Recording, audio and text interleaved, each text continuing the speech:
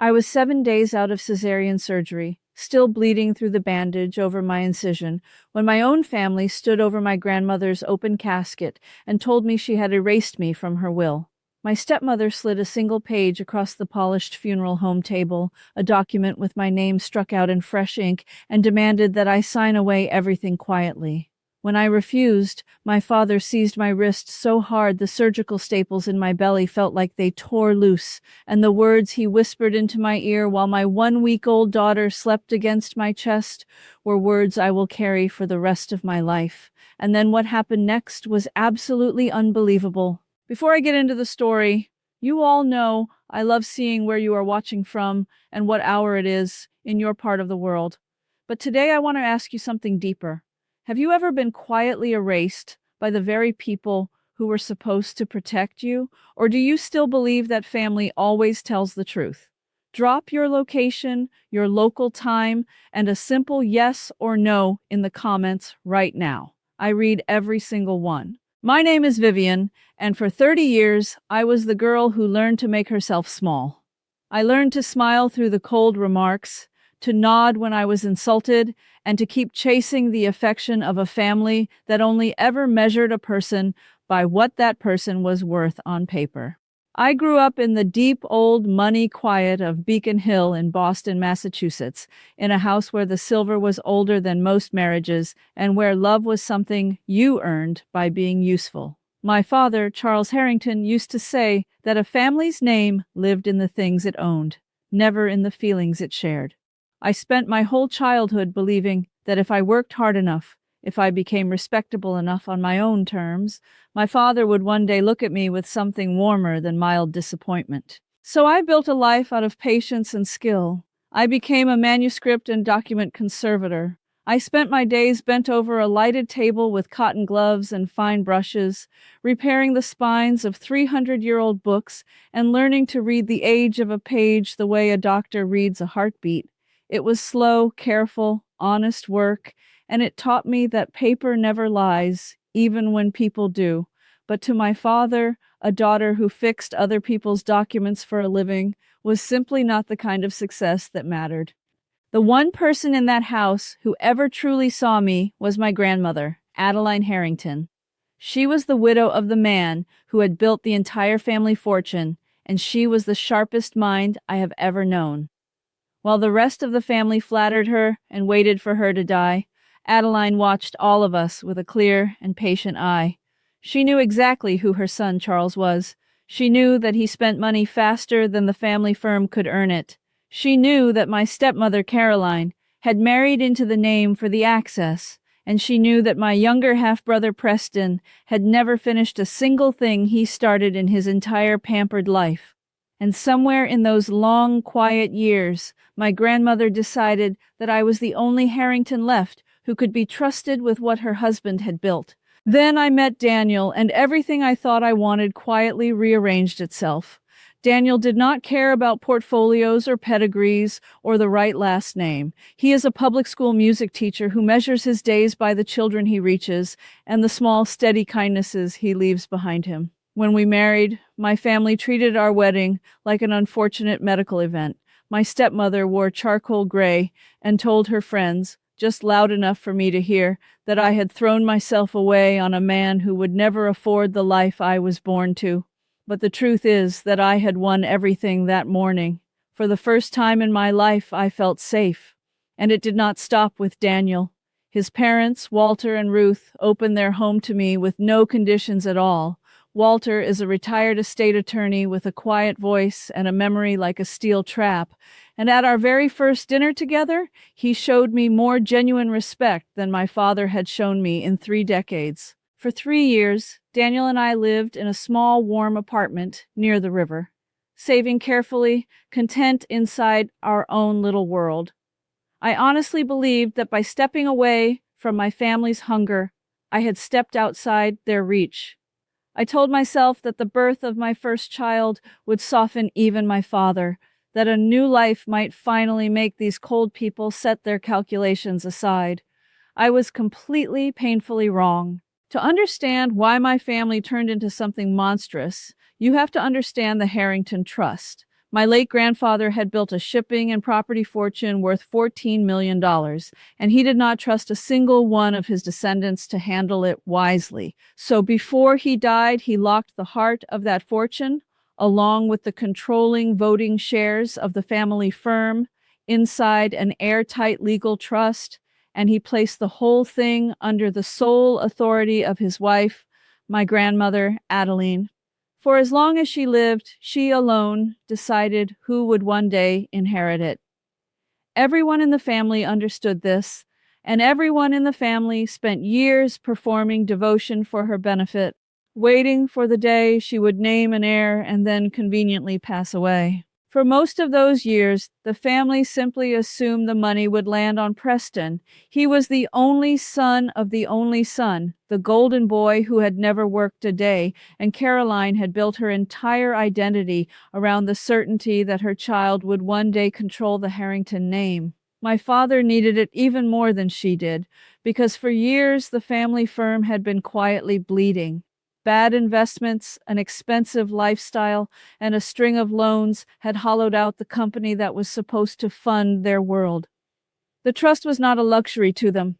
It had become the only thing standing between the Harringtons and the truth about how broke they really were. During those same years, I was the family's spare wallet.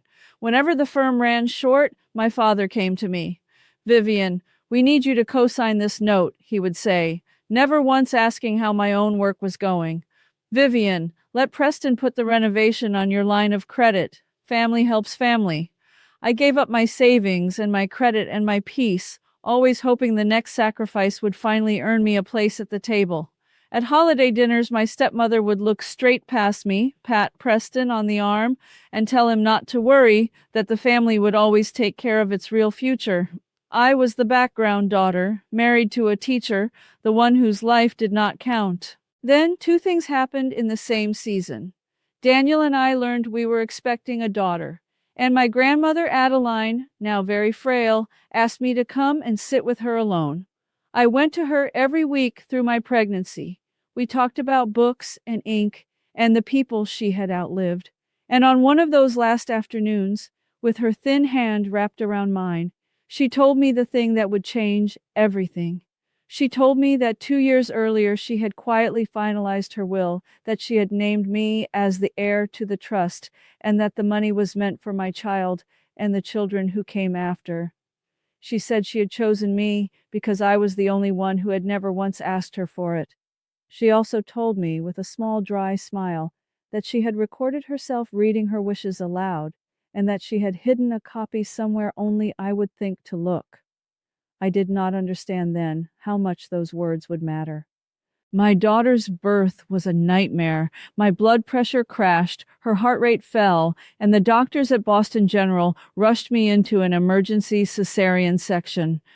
When I finally surfaced from the heavy sedation, shaking under the thin hospital blankets, the pain across my lower belly felt like a bar of hot iron laid against my skin. But when the nurse settled my daughter into my arms, all 7 pounds of her, the pain dissolved into nothing. Daniel and I cried from sheer exhaustion and relief. We named her Lily. 4 days after Lily was born, while I was still in the hospital, learning how to stand without gasping, my grandmother Adeline died in her sleep.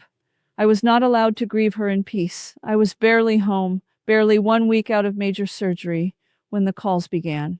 The funeral, my father informed me, would be held quickly, and I was expected to attend, and there were papers to settle, and grief, he said in that smooth voice of his, was no excuse for being difficult. The funeral was held at an old family parlor on a gray afternoon. I should have stayed home. I could not sit upright for more than a few minutes without the incision pulling, and Lily was too young to be out, so Daniel held her wrapped against his chest near the back of the room. I made it through the service in a fog of pain medication and fresh sorrow. And then, when most of the guests had gone, my father, my stepmother, my half-brother Preston, and a thin, sharp man in an expensive suit gathered me into a private side room and closed the door. The thin man introduced himself as Vincent Crane, the family's estate lawyer. He laid a single page on the table in front of me with the care of a man dealing a winning card. It was a codicil, an amendment, he explained, that my grandmother had signed 2 years earlier, updating her will. My stepmother slid it closer to me, and I looked down and felt the floor tilt. The page named Preston as the sole heir to the entire $14 million trust. And there, in the list of prior beneficiaries, my own name had been crossed out in a single hard line of ink. "This is simply how Adeline wanted things in the end," Caroline said, her voice as smooth as cream. "We knew you would understand. There is a short acknowledgement for you to sign, just confirming that you accept the terms and will not contest. We would all hate for this to become ugly during such a sad time." I held the page in my gloved memory of a hand, and I could not breathe. 2 years earlier, my grandmother had told me, with her hand in mine, that I was her heir. 2 years earlier was exactly when this codicil was supposedly signed. I looked at the paper. I looked at the ink. And the small, careful part of my brain that had spent 30 years studying documents began, very quietly, to scream. "I am not signing this," I said. My voice was raspy and small, but it did not shake. Preston laughed at me. "You cannot be serious," he said. "What is a woman who glues old books together going to do with a shipping firm?" Grandmother knew that. "Sign the paper, Vivian, and go home to your little apartment and your little teacher." My father leaned over the table. He was not laughing. Charles Harrington never raised his voice when he wanted something. He simply lowered it. He told me, very calmly, that the firm sent a great deal of restoration work to the museums and collectors who employed me, and that he could see to it I never received another contract in this city. He told me he could call in every loan I had ever co-signed in a single afternoon. He told me that grief made people sign foolish things, and that I would be wise to grieve correctly. And then he reached across the table and took hold of my wrist, and he pulled, and the staples in my belly lit up like a struck match. I cried out. The sound was loud enough that, near the doorway, my stepmother flinched and glanced through the glass into the hall to make sure no one had heard. Daniel was outside with Lily, away from this room, and these people had counted on exactly that. My father held my wrist a moment longer, his face very close to mine, and he whispered that I had always been the disappointment, that I was nothing without the family, and that I would learn to be grateful for whatever they chose to leave me. Then he let go, sat back, and straightened his cuffs as if nothing at all had happened. I do not know where the calm came from. Somewhere in that small closed room with my incision burning and my grandmother newly in the ground, something inside me went very still and very cold. The girl who had spent 30 years trying to buy their love simply died, right there at that table. I gathered the single page. I told them I would have my own attorney review it, and I walked out on my own 2 unsteady feet before any of them could stop me. In the car, with Lily asleep and Daniel's worried eyes on me, I finally looked at that codicil, the way I would look at any document on my restoration table. And I saw it. The page was meant to be 2 years old, but the paper carried the faint blue brightness of an optical agent that the family's usual stationer had only begun using within the last year. The ink of the signature had not aged into the fibers the way 2-year-old ink should. The fold lines were too crisp, the page too white at the edges. To anyone else, it was a sad piece of legal paper. To me, it was a confession. This document had been made recently, and it had been made to lie. That night, I called Walter, my husband's father, and I told him everything. The retired estate attorney listened in complete silence, and when I finished, he said 3 quiet words that changed the shape of my grief into something useful. He said, "Then we win." He explained that a codicil that redirects an entire trust is one of the most heavily scrutinized documents in all of estate law, that it requires witnesses and notarization and a clear paper trail, and that if it was forged, the people who made it had committed a serious crime. But he warned me that the Harringtons had money and lawyers, and that they would smother an honest challenge in years of motions. We could not simply accuse them and hope. We had to prove it so completely that there would be nothing left to argue. For the next 3 weeks, while I healed in silence, I let my family believe they had won. I did not return Caroline's calls. I ignored Preston's smug little messages. I let them think I was a frightened new mother, isolated and beaten, who would sign whatever they put in front of me once the fight drained out of her. And while they relaxed into their victory, Walter and I built something underneath them. First, I did what I do best. I asked the probate court, through Walter, for permission to have the codicil examined by an independent forensic document examiner, a colleague of mine named Teresa, who had testified in courtrooms across New England for 20 years. Teresa confirmed everything I had seen and far more. Under spectral imaging, the ink of the supposed 2-year-old signature fluoresced in a way that placed its manufacture squarely within the last several months. The paper carried brighteners inconsistent with its claimed date, and most damning of all, when she compared the signature against dozens of my grandmother's authentic signatures, she found the tremor wrong. In her final years, Adeline's hand had shaken in a very particular way. The forged signature had been written by a steadier, younger hand, trying to imitate a shake it did not understand. Then I went looking for the thing my grandmother had hidden. She had told me in one of our last afternoons that she had left a copy of her true wishes somewhere only I would think to look. For weeks I did not understand her, and then one night, holding Lily, I remembered. Years earlier, I had restored a damaged family Bible for my grandmother, rebuilding its broken spine with my own hands. It was the one object in that house that only I had ever truly touched. I went to the family library under the gentle excuse of grieving, found the Bible on its shelf, and felt along the spine I had rebuilt. Inside the hollow of the binding, wrapped in archival tissue, was a small recorder and a sealed letter in my grandmother's unmistakable trembling hand.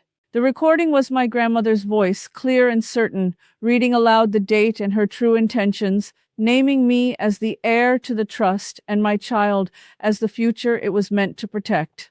The letter, in her own writing, said the same, and warned me, in a line that made me weep, that the others would try to twist her words once she was gone, and that I should trust the paper, because the paper would not lie. She had known. She had known exactly what they were, and she had left me the one weapon that could undo them. Walter and I now had 3 things. We had a forged codicil proven false by forensic science. We had my grandmother's authentic recorded voice naming me as heir, and we had her handwritten letter, witnessed and dated, doing the same. The only thing left was to decide how to use them. We could have filed quietly and won in a courtroom over many slow months, but I did not want a quiet victory in an empty room. I wanted my family to feel the walls close in front of the world they had spent their whole lives performing for. The Harrington estate was scheduled to hold a formal reading of the will at the family mansion, a ceremony Caroline had insisted upon so that she could enjoy her son's coronation in front of the relatives and the family's social circle. Vincent Crane would preside. Preston had reportedly already ordered a new car, and not one of them, drunk on their certainty, bothered to wonder why I had finally agreed, in a soft and tired message to my stepmother, to attend and to bring my acknowledgement with me so that we could put all of this behind us as a family. "Oh, Vivian," Caroline wrote back within minutes, "I always knew you were a sensible girl underneath it all. We have saved you a seat near the front." What she did not know was that Walter had quietly arranged for 2 other people to attend that reading. One was Teresa, the forensic document examiner. The other was an official from the county probate court, accompanied, at the court's discretion, by 2 officers, because a credible claim of a forged testamentary document is not a private family matter. It is a crime against the court itself. The reading was held in the grand front room of the mansion, beneath the portraits of dead Harringtons, with perhaps 40 relatives and family friends seated in rows of rented chairs. Caroline glittered.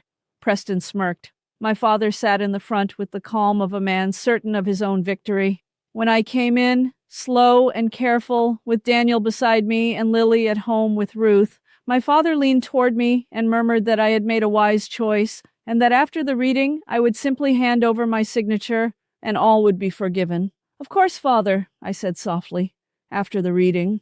Vincent Crane rose and began to read the forged codicil aloud, his voice rolling out the words that handed everything to Preston. Caroline's eyes shone, and when he finished, before he could ask me for my signature, I stood up.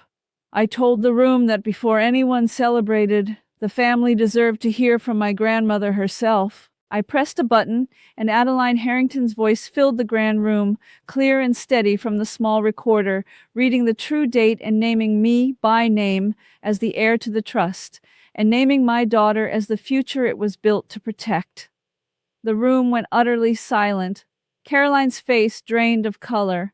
Then I held up the forged codicil, and beside it, the forensic report, and I explained, in the plain, calm voice of a woman who repairs documents for a living, that the page Mr. Crane had just read was made within the last several months, with modern ink and modern paper, and signed by a hand that was not my grandmother's. Teresa stood and confirmed every word, and then the official from the probate court stepped forward into the center of that beautiful room and identified himself. Vincent Crane went gray.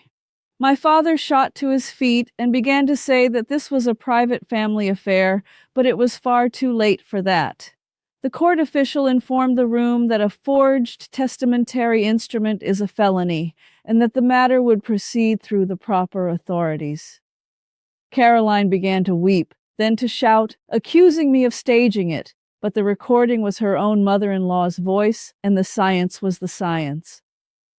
Preston simply stood there with his mouth open, watching his entire imagined life evaporate in front of 40 witnesses and their phones. The legal fallout was total.